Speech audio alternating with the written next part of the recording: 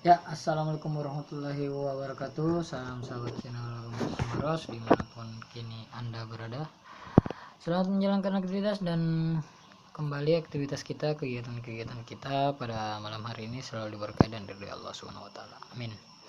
Oke, sahabat channel Rumus Maros, di kesempatan kali ini saya kembali akan berbagi tips dan berbagi pengalaman dan pembelajaran bersama teman-teman ya. Tentang ini ya, guys. Jajan Sutra atau to be XP. Jadi kita akan belajar dulu sedikit tentang sirkulasi Jajan Sutra ya. Dimana teman-teman ketahui bahwasanya berbudidaya Jajan Sutra itu atau to be XP ya. Kalau bahasa ilmiahnya itu sangat-sangat banyak manfaatnya, baik dari segi sebagai inspirasi usaha, baik sebagai pendapatan kita, dan utamanya untuk pakan-pakan ikan kita ya.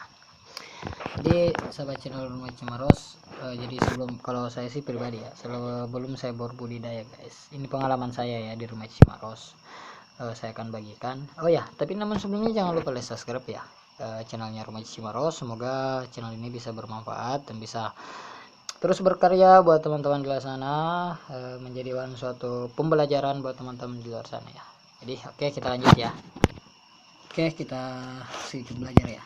Jadi sahabat channel Rumah Cimaros, jika kita mengklik di Google ya, siklus kehidupan dari Jajan Sutra ya, atau to be XP, itu akan terbaca seperti ini ya. Ini adalah siklus kehidupan to be XP atau kita biasa kenal ya Jajan Sutra guys. Ini adalah nasi hidupnya. Namun di sini saya sudah catat sedikit ya. Lalu sebentar kita akan melakukan metode pembelajaran langsung. Kita langsung ke kandang ya, pelajari. Oke, sahabat channel Rumah Cimaros, di sini pernah saya sudah catat ya pengenalan Jajan Sutra.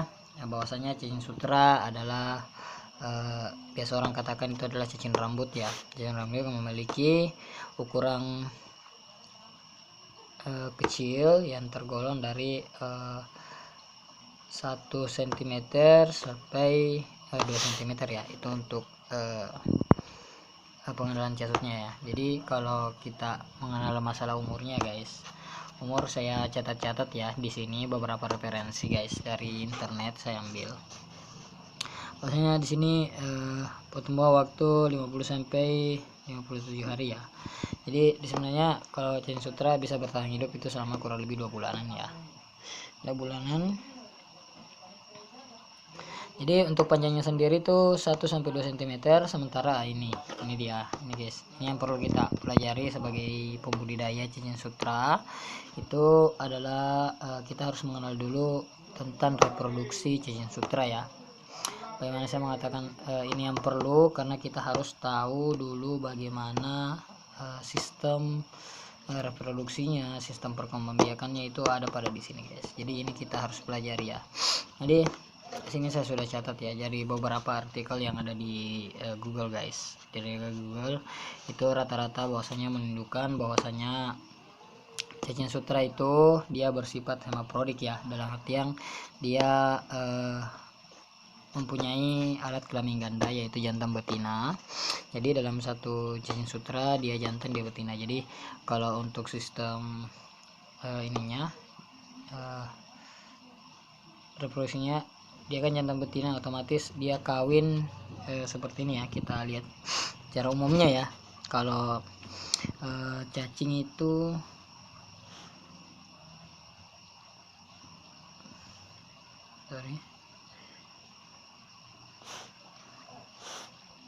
cacing kawin guys, kita tulis saja di Google ini ya. Ini saya matikan senternya.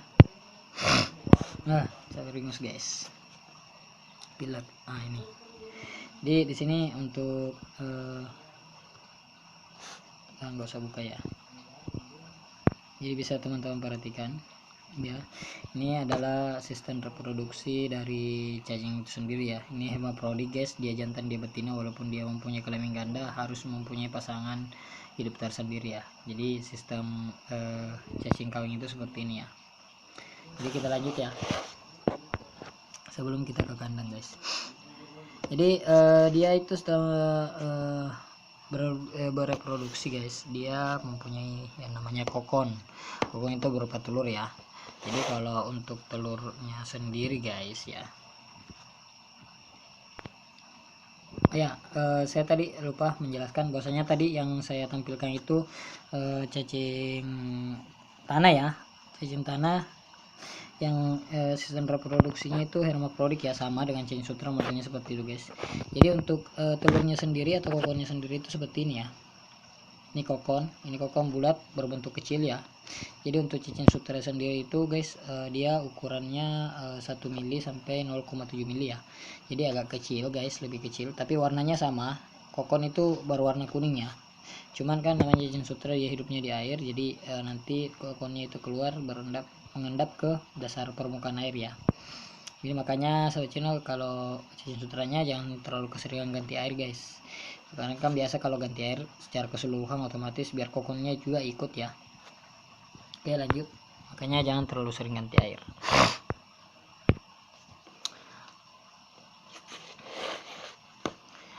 Oke, untuk cacing sendiri itu dia dari kokon ke ini ya, dari menetas ke dewasa itu dia umurnya 40 hari ya. Saya di sini banyak artikel yang saya baca tadi, rata-rata itu umurnya ya menjelang 40 hari 42 hari. Jadi kalau saya bulatkan sih 40 hari itu sudah dewasa guys, dan dia siap untuk bereproduksi lagi.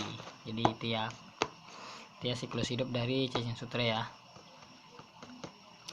Kalau pemanfaatan sih pasti banyak, teman-teman tahu kalau pemanfaatan cacing sutra itu pastinya dia sebagai sumber pakan buat larva-larva ikan guys. Oh ya, nih saya juga perlu ya masa panen. Masa panen di sini rata-rata ya saya tunjukkan. Kalau saya sih pribadi di rumah Cimaros itu masa panennya kurang lebih 1-2 bulanan saya ternak baru saya panen. Tapi kalau masalah sistem panen keseluruhannya tidak. Saya terkadang jika sudah menjelang umur 2 bulanan, kalau ini yang umum ya, saya dapat 1 bulan, ada yang panen 1 bulan, ada yang 2 bulan. Kalau saya sih rata-rata di rumah Cimaros terkadang saya 1 bulan lebih, intinya lebih dari 1 bulan baru saya panen. Untuk masalah panennya sendiri itu yang umum ini ya, kalau kita baca-baca di artikel di Google yang ini. Tapi kalau saya sih pribadi di rumah Cimaros lebih 1 bulan, kadang 2 bulan baru saya panen. Untuk masa panennya itu saya tidak panen secara keseluruhan, tapi saya panen sesuai dengan kebutuhan dari permintaan teman-teman di luar sana guys. Jadi oke, kita langsung ke kandang guys. Saya mau menunjukkan sedikit tentang bagaimana sih cacing sutra itu jika hidupnya, sirkulasi hidupnya itu menyukai medianya. Oke, kita langsung ke kandang ya. Oke sobat channel Cimaros, ini saya ambil sampel sedikit ya. Biasanya cacing sutra ini ya, kita perbesar sedikit. Cacing sutra itu hidup di dataran rendah ya, jadi dataran rendah.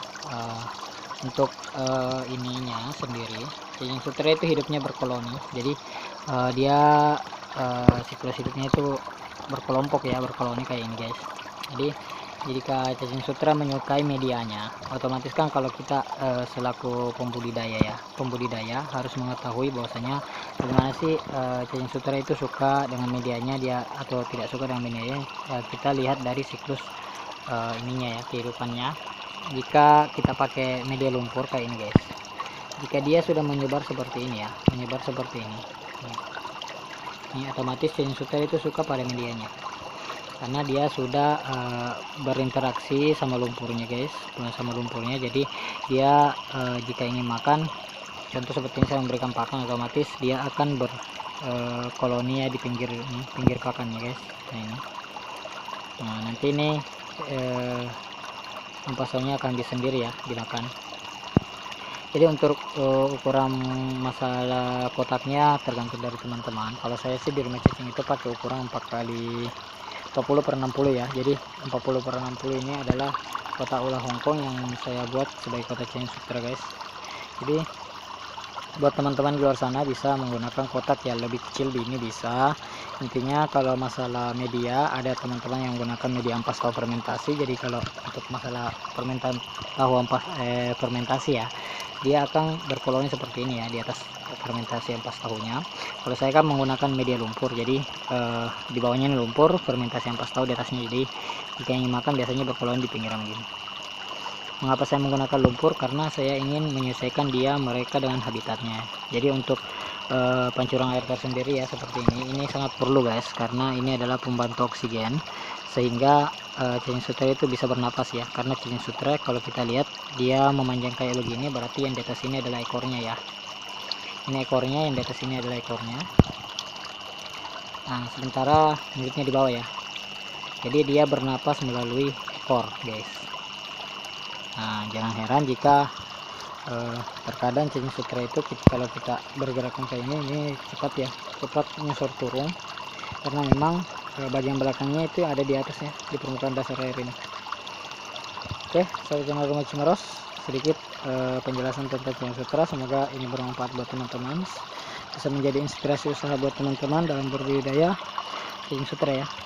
Jadi akhir kata saya ucapkan, jangan lupa like, subscribe, dan share jika video-video Rumah Cimaros bermanfaat. Assalamualaikum warahmatullahi wabarakatuh. Salam sahabat channel Rumah Cimaros.